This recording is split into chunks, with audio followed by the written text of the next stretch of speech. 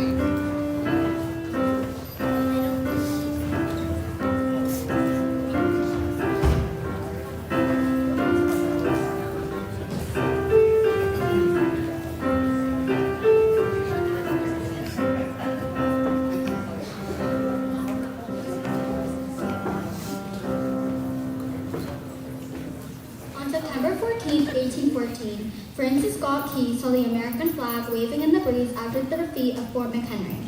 The sight of her flag standing tall in the aftermath of war inspired him to write a poem titled Defense of Fort McHenry. Later, this poem was set to music, and the name was changed to the Star-Spangled Banner. On March 3, 1931, Congress proclaimed the Star-Spangled Banner as a national anthem. Please stand and remove your hats for the singing of the national anthem and remain standing for the Pledge of Allegiance.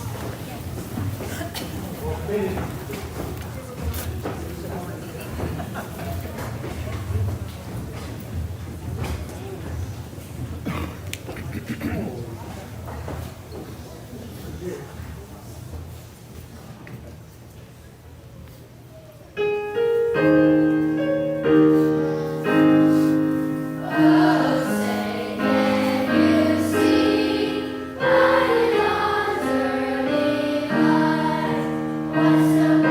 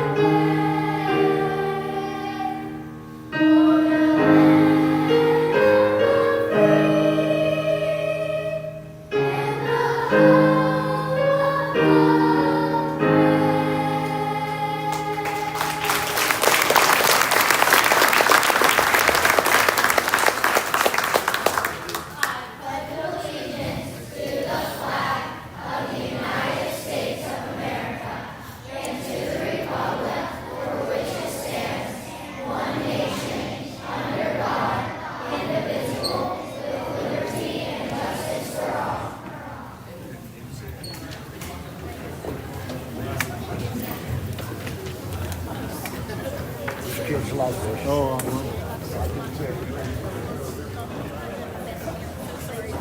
flag has served as an important symbol of our democracy since it first appeared on June 14, 1777. The State Navy Board of Pennsylvania on May 29, 1777, commissioned Betsy Ross to sew flags for Navy vessels.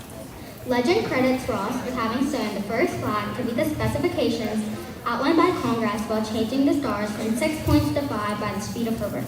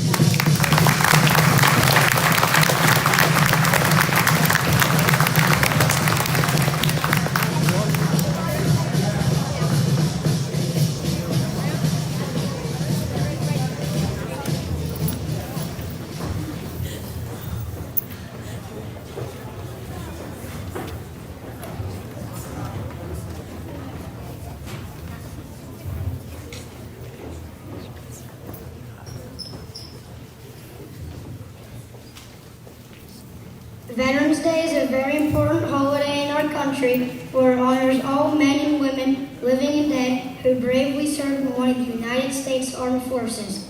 In 1918, on the 11th hour of the 11th day in the 11th month, the world rejoiced and celebrated. After 4 years of bitter war, the Allied powers signed a ceasefire agreement called an armistice. This action brought World War I to an end. November 11, 1919 was set aside as Armistice Day in the United States to remember the sacrifices that our armed forces made during the time of World War I. The use of red poppies to honor veterans was inspired by the poem In Flanders Fields, which described poppies growing on the graves of fallen soldiers. Today we write our red poppies to honor our veterans.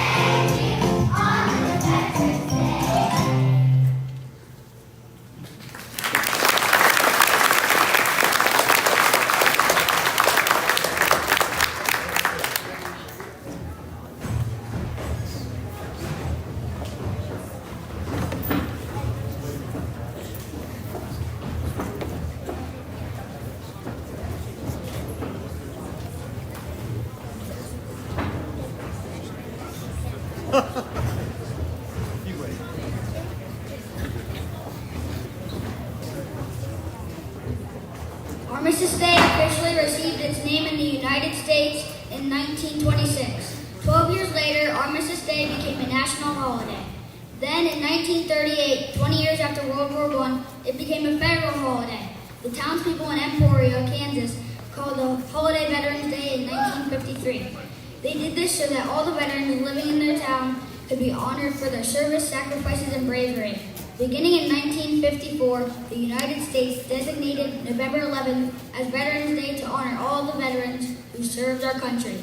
Every year on November 11th, we honor the brave men and women who make this country the land of the free and the home of the brave.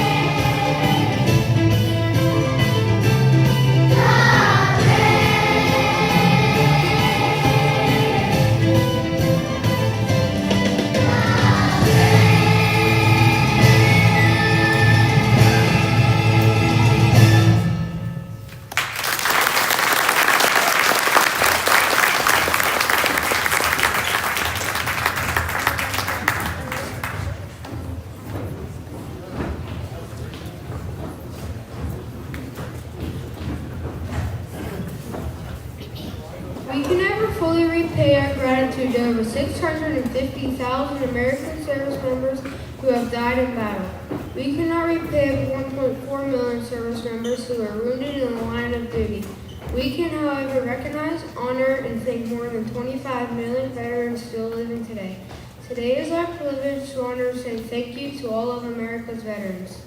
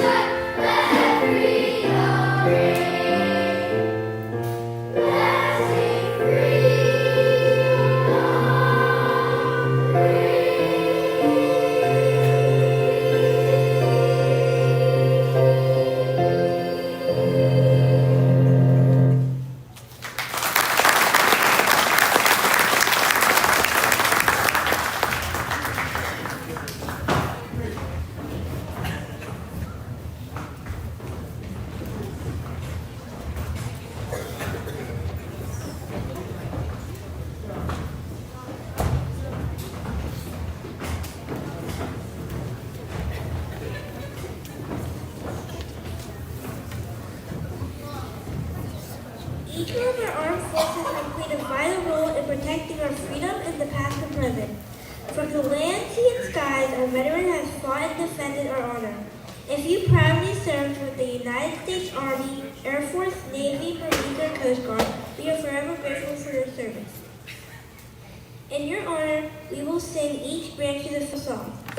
When your branch of service is called, please stand to be recognized.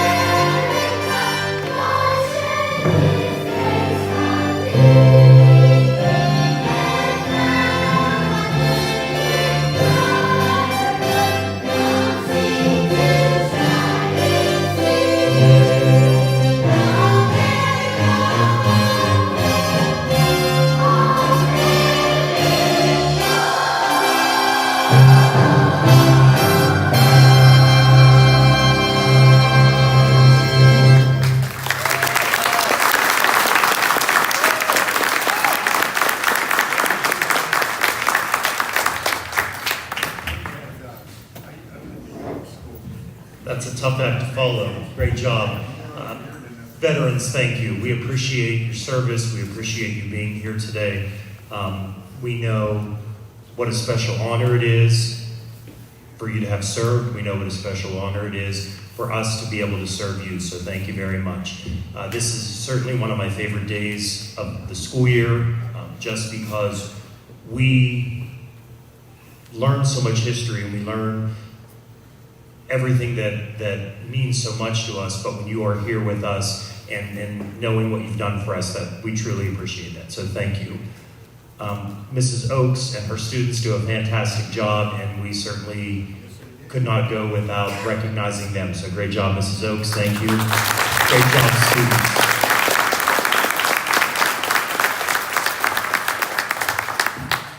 We are very honored today to have a member of our community who does very much for the school throughout the year with the Rotary. He was here a few weeks ago for dictionaries. He helps us with the spelling bee. He helps so much to give back to us, but we asked him to come today to honor all of our veterans. So without further ado, I'd like to welcome Eric Ash.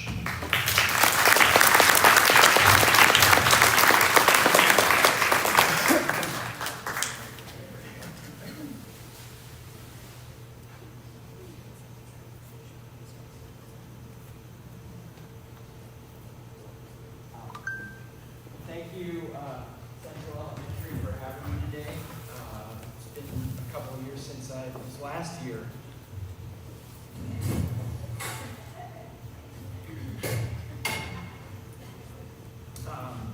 First, I want to say thank you to all the teachers and the staff for putting together this wonderful Veterans Day event year in and year out. And obviously, a big thank you to the students as well. They've done such a great job with their singing and coordination today. And of course, I want to thank my fellow veterans who are here with us. It's great to see such a nice turnout.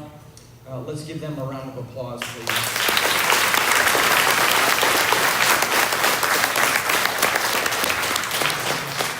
And I promise I won't make you stand up anymore.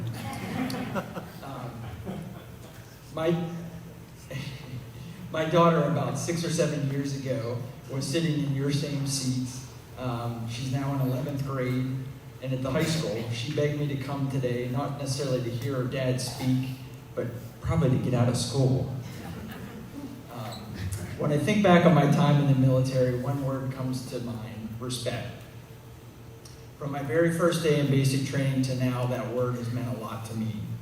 Respect means showing kindness, listening, treating others the way you'd like to be treated, whether it's your mom, your dad, brother, sister, friend, teacher, friends here at school.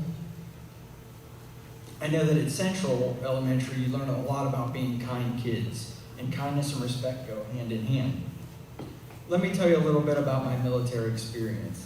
And you can see on the board here, so if you look, I can see, that's my basic training picture up in the top left there. And I'll talk a little bit about some of the other photos. More than 25 years ago, from 1996 to 2002, I served as a sergeant in Pennsylvania Army National Guard and as an armored crewman. That means I worked on an M1A1 Abrams battle tank, and that's what you see up in the top right corner there. Yes, a real one like the toy tank some of you might have played with as smaller children. My job was to help drive, load ammunition, and operate the tank's main cannon.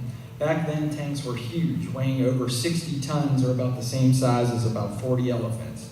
That tank was powered by a turbine engine, much like an airplane, with over 1,500 horsepower and almost 100 times more power than most automobiles you see on the road today. Some fun facts about the tank: it cost about $10 million to produce one tank. The top speed was about 41 miles per hour, and it had 4 crew members: a commander, a gunner, a loader, and a driver. The length was about 32 feet, 12 feet wide, 8 feet high, and had a 120 millimeter main cannon that could fire accurately up to 2 miles away.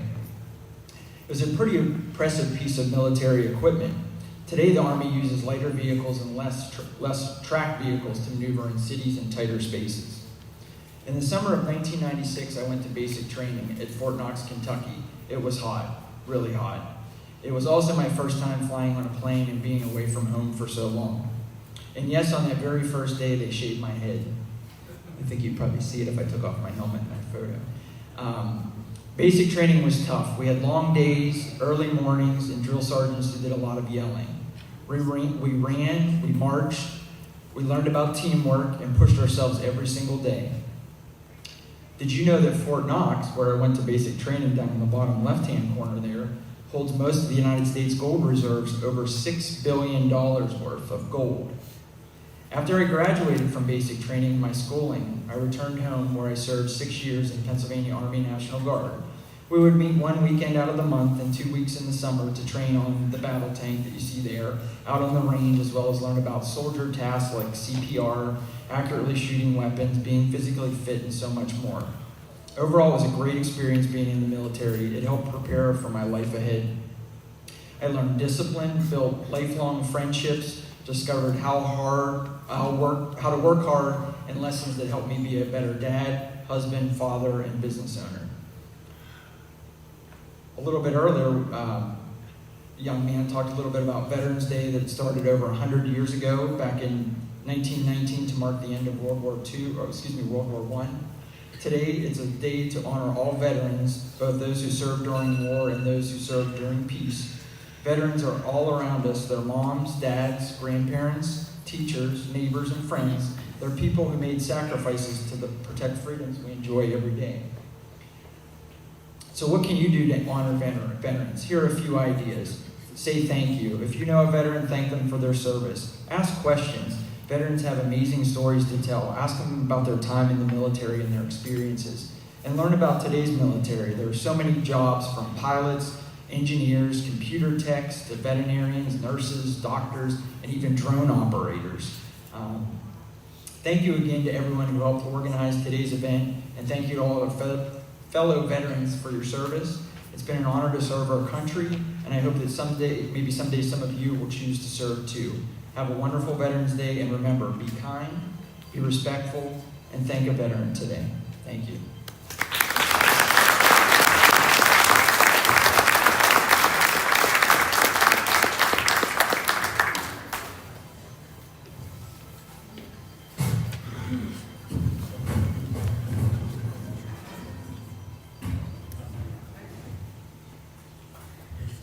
The price of freedom is high. We cannot afford to forget those who are willing to pay for it.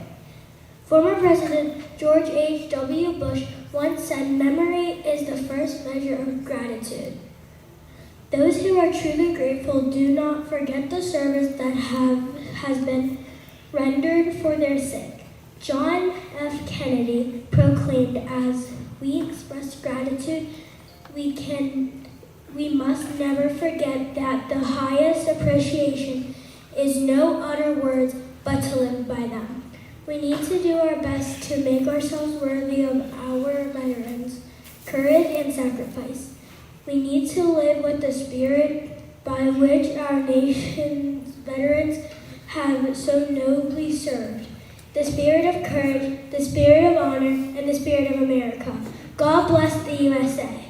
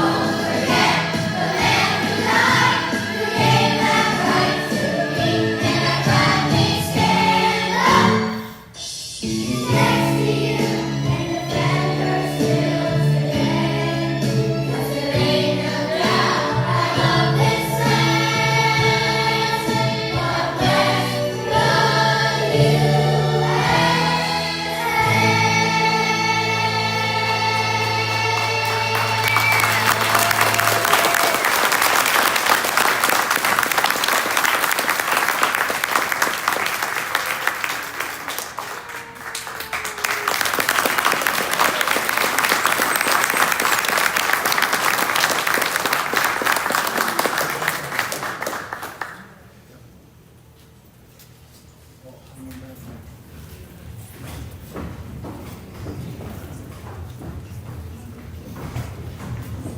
you again for joining us today. This is just a small token of something that we can do to show you how much we appreciate your sacrifice for our freedom and our country. I hope you have a wonderful Veterans Day. Thank you for joining us.